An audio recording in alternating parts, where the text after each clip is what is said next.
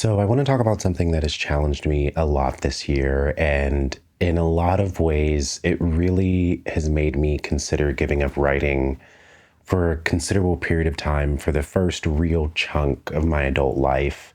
And I think this is something that's really important to talk about for people that are writers or artists and are trying to get their art out into the world and are trying to make careers off of it and just build a life, because the process of selling your artwork, putting it out into the world, waiting for answers, and waiting for people to evaluate it and tell you whether or not it's something that they can invest in can be really destabilizing, especially for artists that are anti-capitalists or artists that don't really vibe with the more business elements of the writing industry. And the past 7 or 8 months, I've been on book submissions for a book that I've been working on consistently, a novel consistently since 2020. And this was a book that I actually wrote in 2014, 10 years ago.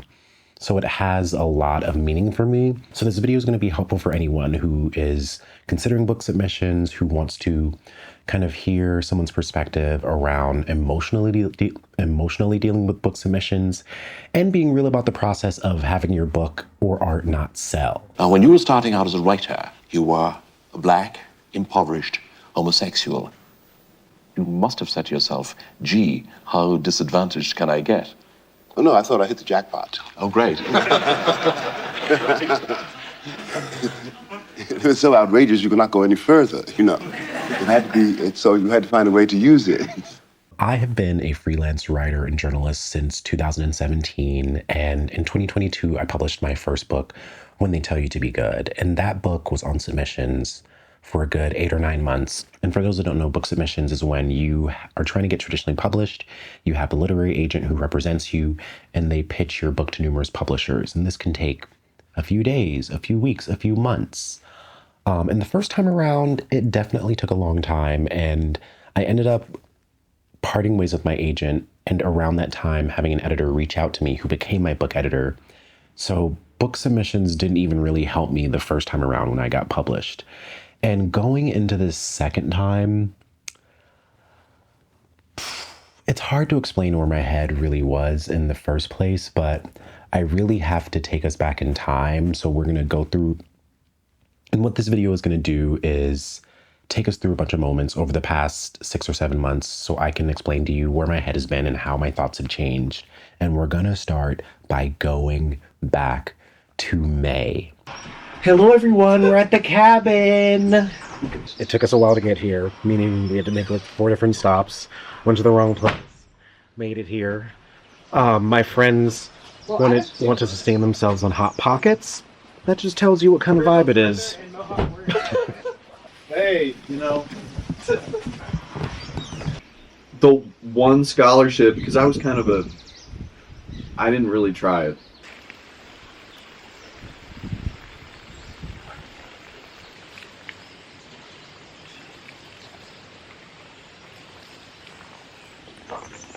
The plan is today to go into town, get some more snacks and stuff, and to come back. I want to have a fire tonight. I think that would be great. And there is firewood. Basically, right now we're in New York State. I can't remember where. Maybe I just don't want to say. Well, I do think it's important when you're working on a big project and you finish it and your life kind of changes. It's important to kind of reprioritize your time, your work. And I think a lot of what I felt when I was driving towards my book was seeking literary validation.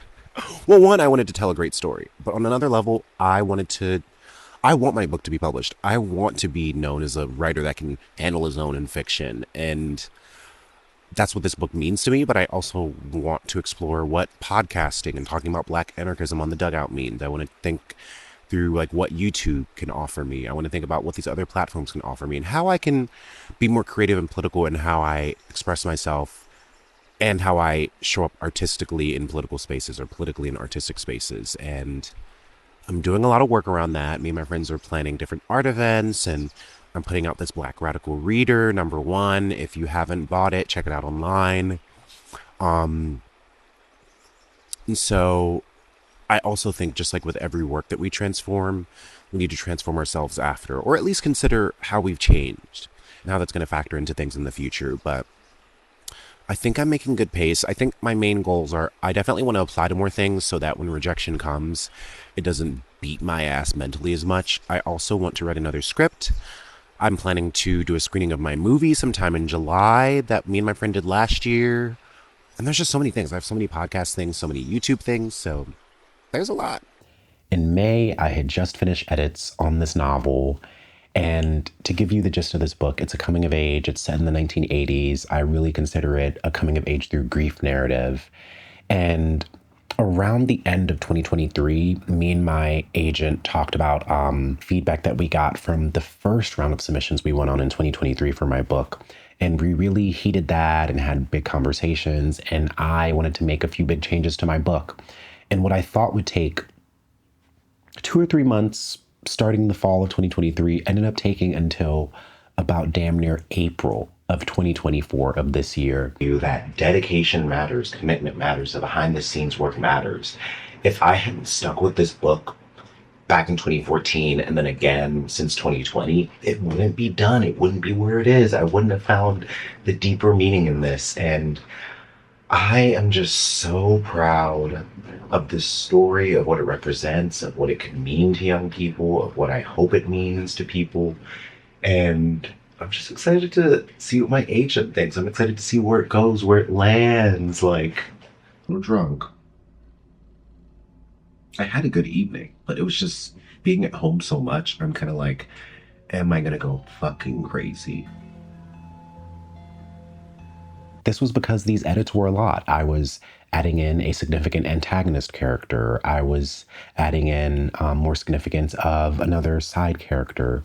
I was really honing in on the decisions and big moments and climatic elements of the book and trying to really strengthen part 1 so it could feed into part 2 and that could feed into part 3.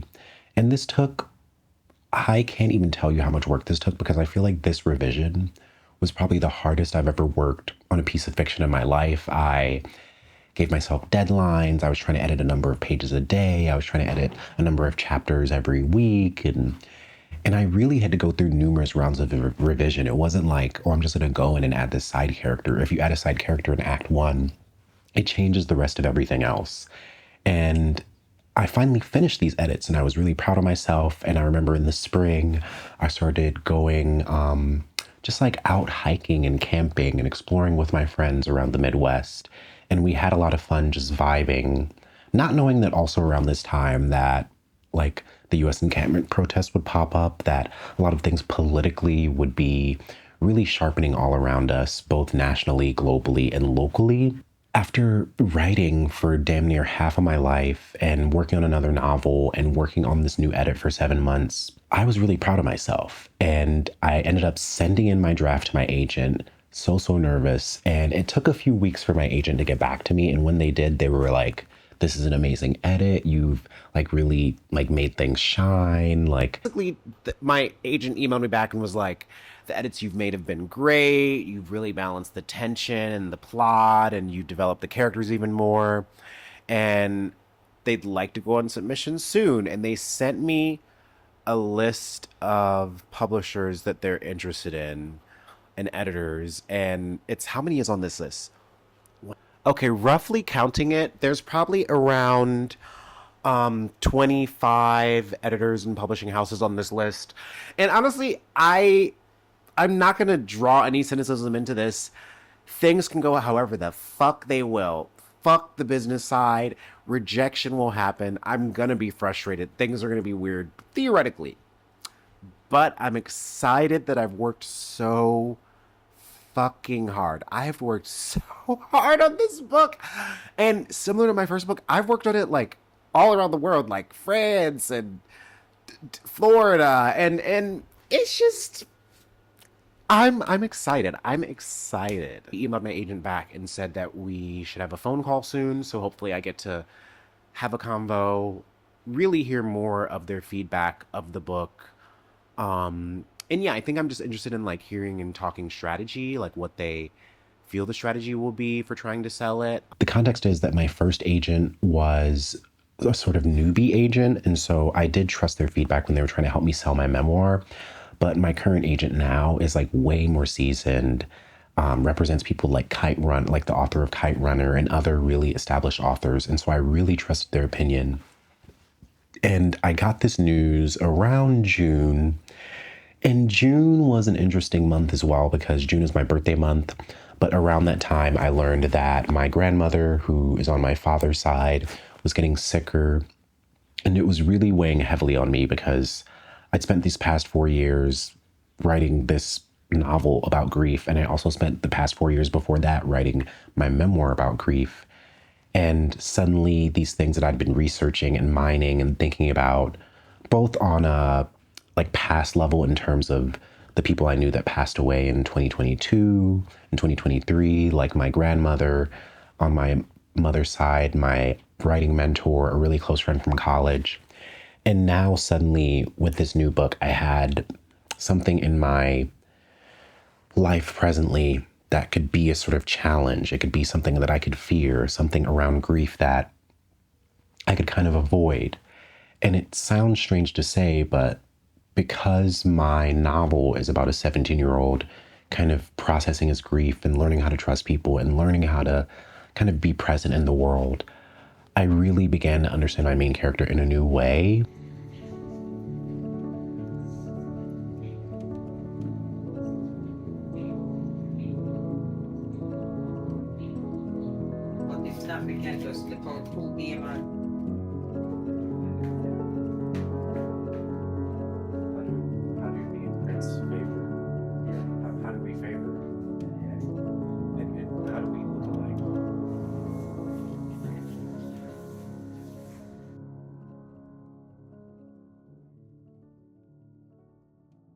And Matthew, my main character, kind of was able to nudge me to visit family and see this grandmother and really kind of honor how much the side of the family meant to me, how much growing up and visiting them in Jamaica meant, having my grandmother cook me cornmeal porridge or rub Vaseline on my face before church. And I ended up visiting, and I was really worried about whether or not this trip would really destabilize me and make me upset and I'd be crying. But it was actually beautiful. And I left feeling really reassured, both about how I was showing up in my life and around my family and trying to challenge myself and face things that I feared, because I really feared having to see the progression of death up close. And going to visit her, I really saw caring for people near the end of their life as a kind of mercy that we can offer them, as a kind of love, which was really, really beautiful. And this all kind of situated grief for me in a way that made it more of an actionable thing. It made it something that I didn't always have to do in retrospect after someone passes, but something that can help me in the process of losing someone, in the process of engaging with loss. And then in July and August was when I was kind of like, okay, like what kind of feedback should I be getting? And this was the month that I really started to look back at like the first time I was on book submissions and realizing like, oh, the first time I was on book submissions, I was really, really upset every time that I got rejection, and it ruined my week. And this time around, I wanted my agent to just let me know like a lump sum of what kind of rejections I would get, like at the end of every month or every so often or whenever I'd ask, and let me know if there was like positive feedback. And July and August, I think it was because after my birthday had happened, I turned 30, and I was just like, where the fuck is my feedback? Like, what is happening with book submissions? Actionable news from my agent. And I feel pretty okay about that. I think my larger emotion right now is that until I get really good news, I don't really want consistent updates about bad news, because I have so many other things that I'm working on that require a good amount of positive, emotional, creative energy.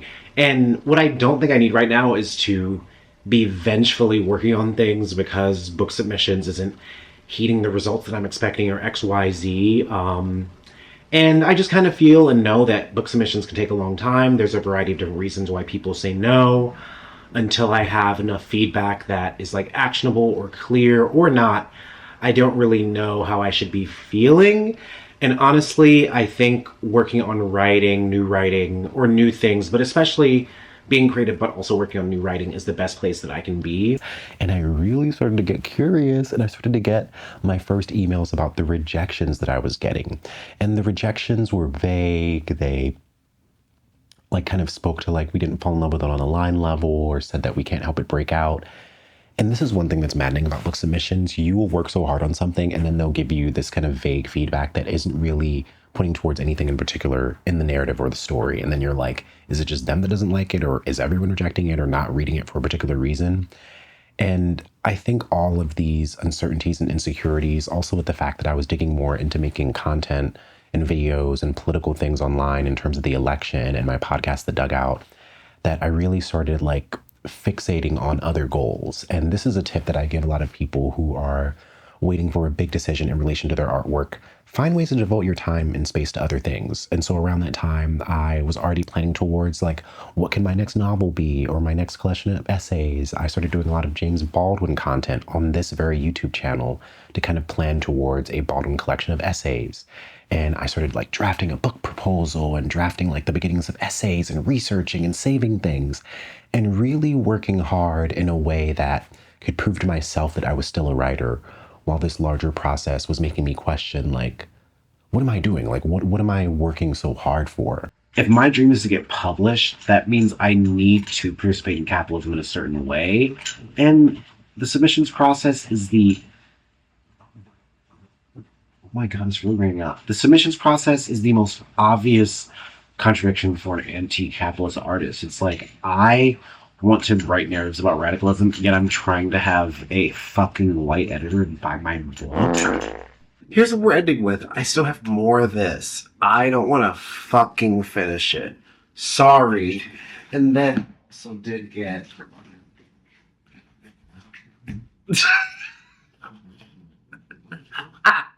Because honestly, Little Caesars, if you're on a budget, delivery is not the way. I do think there is a utility to it. When you dedicate time to your artistry every day, and then you also happen to dive into your hedonism, your feelings about your artistry intensifies. Like your feelings about your frustrations. I'm being more honest right now because I'm just like, what the fuck? Someone buy my second book.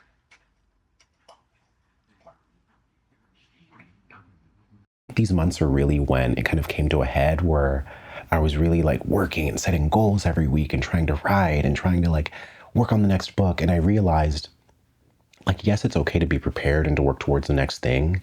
But I think a part of the reason I do that is because I am a marginalized writer in an industry that tends to pay writers a shit ton for shitty fiction like American Dirt or whatever the fuck is out there, and how that pisses me off, and it makes me want to work really hard and really prove myself and build a body of work and be recognized for how hard I work. And I really, really started working towards this book proposal. And I told myself like, oh, like maybe by the end of the year, I can finish this book proposal. And then like, if my novel sells, then like they can know that I'm working on this book proposal as well. And like, maybe things will synchronize and blah, blah, blah. I got more rejections in June and July. I got more book submissions rejections in June and July. It really dug at me because I thought, when I was trying to sell my first book and all these people rejected it, and some people were like, oh my gosh, it was so beautiful, but I couldn't help it break out. And then it sold to a really well-known writer who was my editor.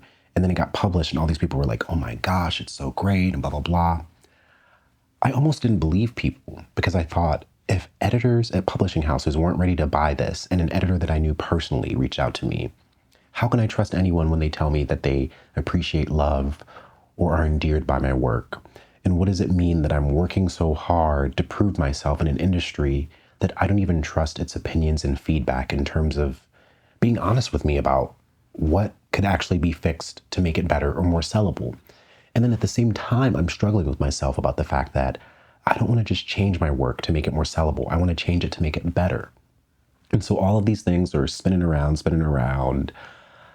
I'm just overwhelmed. And this is really around the time that I start to formulate the term book submissions depression. Book submissions depression. And I started thinking back to like the clips I recorded for this big book submissions blog. And I was thinking like, wow, in June, I'm looking at these clips of myself and I can see the light in my eyes, how hopeful I am, how good of a feeling I have. And now I'm having this sinking feeling, which I tend to have when big decisions are around the corner or like something is being decided on in my life that may or may not work out. I start to admit to myself what the worst possible scenario would be. And I know when I get to that point, that's when I'm really kind of trying to look for my exit plan. And this all came from so many things. It's come from various fellowships and residencies that I've been rejected from over the past 2 years. And I can also look online and see that I have friends or mutuals that got those same exact residencies and fucking fellowships. It comes from the fact that I'm not making any more royalties from my first book. And on a certain level, I was kind of hoping for the continuation of royalties to kind of make me feel like my first book was being successful. It also came from the fact that when you try to sell a new book, you're kind of thinking like, oh, how much would I want to make? And I was really trying to manifest a certain number in my head so I could look at the next year or two and plot out things accordingly based on what my new advance might be. And to have all of these hopeful things, these possibilities suddenly dim and you realize, oh, maybe this won't happen. It really forces you to look at the work that you're currently doing and whether or not it's towards the right cause or right end goal, or even if it's like cathartic for you. And all of this made me want to find some kind of exit plan, find some kind of way to escape, find some kind of way to find a little bit of catharsis. And that is when September rolled around, and that is when I left the country.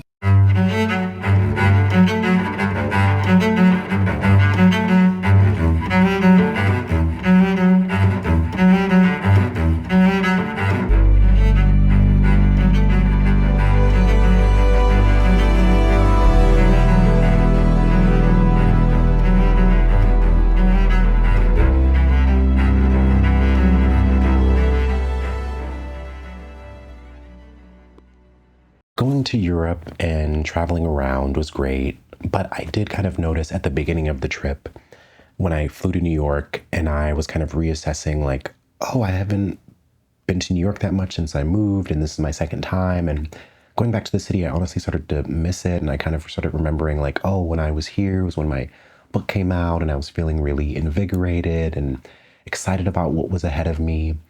And I think going back to New York really activated this deeper insecurity in me about what am I doing? Like, what if I'm not a writer that is good enough to be published? What if I never publish another book? What if I published my first book on a fluke because it was a local contact who, of course, is an amazing writer and judged my writing accordingly, and I worked hard.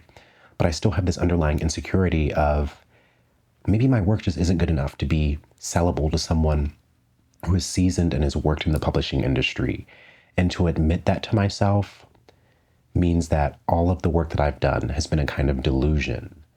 And that felt weird. It felt bad. It felt destabilizing. And I explored New York. I ended up traveling through Italy and Croatia. And it was actually a really, really good trip because when I travel, I love the part of it where I'm in other places and I'm walking around and no one knows me, no one has any associations with me, and I kind of get rid of certain associations I have with myself. So I was walking around Italy, eating pasta, drinking cappuccinos, going to random fucking parts of the city, meeting people, hanging out, forgetting that I had this large shadow hanging over my head that was dictating this new chapter of how I valued myself. And I think leaving really allowed me to kind of look at my life, and instead of looking at it from the level of scarcity, I started to look at all the beautiful things that I should be grateful for.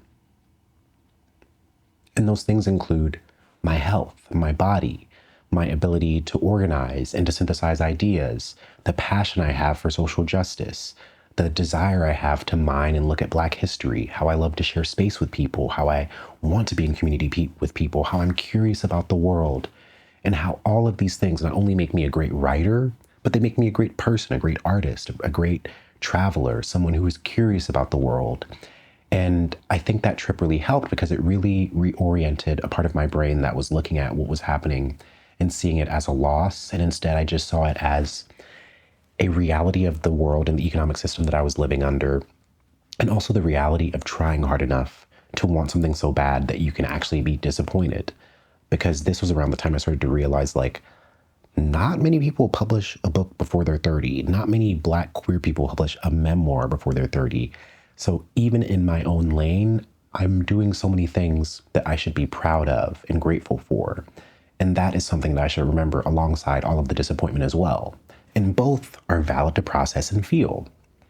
And so I returned back to Ohio, and I returned back resolved. I decided to talk to my agent, and I knew that I needed to tell them a lot about what I was feeling. And we ended up talking around early October. It's sort of like more contemporary, realist, coming of age, and but it could be at another moment. We've got about, Abe and I were talking about it last week in New York. We've got like maybe like 8 editors who haven't responded, but they've had it for quite some time, and we followed up. I've gone through a lot of different feelings. And honestly, I feel like book submissions isn't really a great emotional place for me, because I go through a lot of doubts in my head, and then I second guess myself, and then I feel like, am I working hard enough? And then I realize I have been working hard enough. So yeah, I've been disappointed, but I don't know. Honestly, in a way, it kind of just reminded me of how I felt the first time around trying to sell my first book, and how I think it's just awakened a lot of underlying insecurities about how that book sold. Like, the biggest question I've been asking myself is, like, maybe I'm just not that kind of a writer that can get published the normal way. And whether or not, like, I don't think that is me trying to judge my writing per se, but it's more like I still feel like a writer that's very incompatible with the industry, and I think this has reawakened that. I do want to work on the next thing, but I also don't want to work on it in this emotional space, because I don't know, I've just been very angry, and then also just like kind of sad, but also really proud, and then just being like, I don't know, I also know that this is what it is. Like, not every book gets sold, not every book finds the right time and the right place or the right editor. So yeah, for me, it's just mostly like trying to hold on to why I want to even write or create art in the first place. And I feel like an experience like this in book submissions, where it's like, we got feedback, some of it points to stuff, some of it, I don't know. And I just feel like for me, I'm kind of like, I just want to keep making art. Honestly, I don't want to cry. I do not want to cry, but I feel like I might.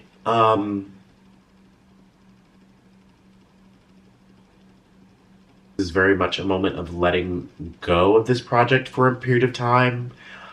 And that's a little sad. It's bittersweet. And it's both the fact that I'm so proud of it, that I've worked so hard in it, that it's mine, that I love it.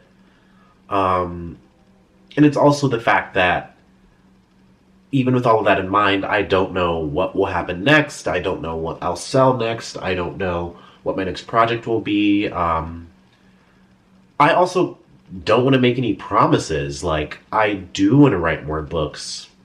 Am I going to work with this agent? They were very reassuring, affirming. It was, like, very helpful, but I guess, like, the underlying part of me is still just like, fuck this. Fuck this. I need to hug it out again. Yet my work isn't good enough on the level that it's being presented as, and it's just confusing to me to work so hard and to be affirmed in this space, and then to have to wait 8 months and just to realize, like, this shit isn't gonna sell.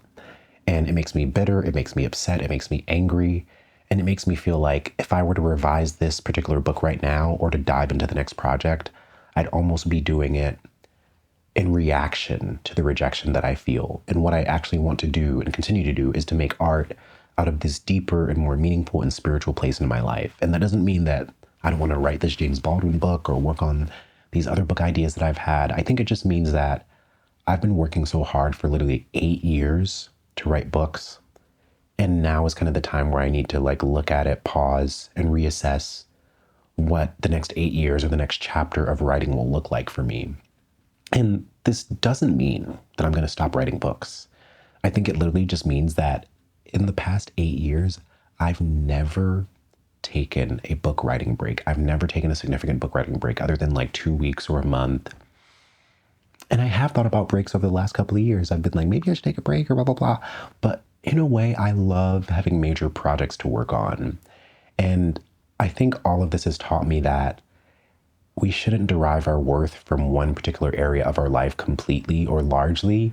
We need to have numerous hobbies or areas of our life that give us fulfillment, whether it be your career or your romantic life or your friends or what you do politically. Like, we need to derive ourselves from numerous things, because if one area fails and that's where we fixate ourselves on, is it fair to us if we derive all of our meaning from that?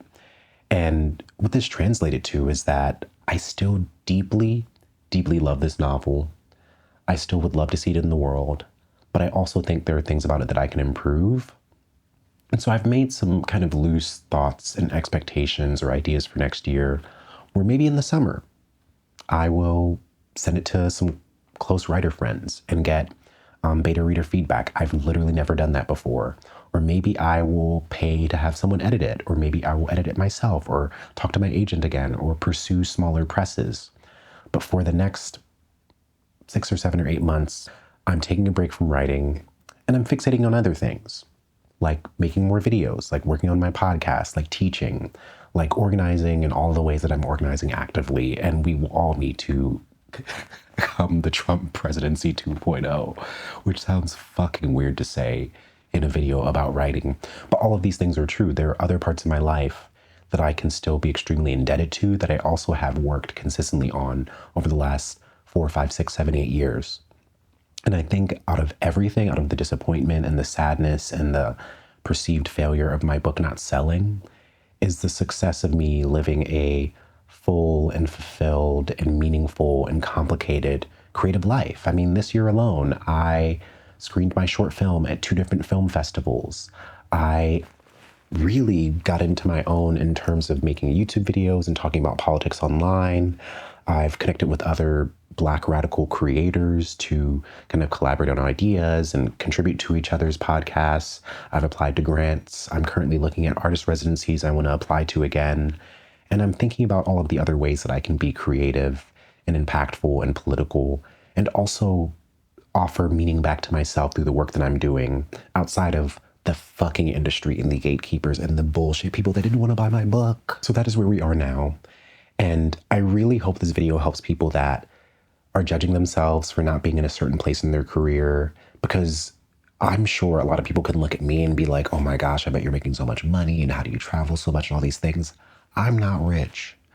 I don't have all the things I want in my career or my life, but I am happy and I am fulfilled, and I do feel in control and clear about what my values are and whether or not what I'm doing aligns with my values. And I think in the least, in this long, complicated, fucked up life under capitalism and anti-blackness and white supremacy and everything else, that's the least that I can hope for. And that's exactly where I am. So I'm holding on to that. And I really hope this video helps people out there that are judging themselves or disappointed or are waiting for that next step or wondering what's right around the corner. You never know what's right around the corner. And I think that's what's exciting about being daring and bold and honest in things that you're writing and making and doing. And I hope this video helps folks out there. Comment below if you are going through any kind of current creative disappointment or metamorphosis or transformation, and let me know what other kind of videos you'd want to see in the new year, especially in relation to writing and art making, because I have so many ideas. In 2025, I'm coming out with a really cool new series that I've been working really hard on, called Direct Action 101, a comprehensive direct action guide where I will take you through all of the major pillars of direct action, and we will talk about mutual aid, sabotage, unions, blockades, marches, rallies, all of the things. Because I think in the years to come, in 2025, we have some fucking work to do, whether or not you're an artist or an organizer or in between or both. So thank you for watching this video. Like, comment, and subscribe, and enjoy the rest of this year. For the past years now, seemingly there's a getting together of the minds. Certainly there are problems, disagreements, but on the other hand, I think it's safe to say that management and union are growing up together. another black worker in the plant had his finger caught in a machine, and he lost his finger, his small finger, index, plus part of another finger. This also was crushed by management and union.